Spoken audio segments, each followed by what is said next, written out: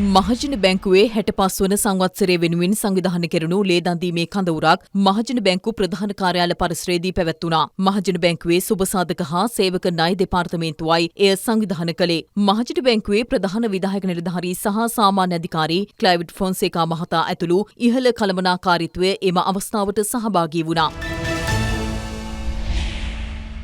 ශ්‍රී Lanka volleyball සංගමය dialogue Axiata PLC අනුග්‍රහයෙන් පවත්වන dialogue ජනාධිපති රුවන් කුසලාන 2026 ආරම්භය සිදු කෙරුණා.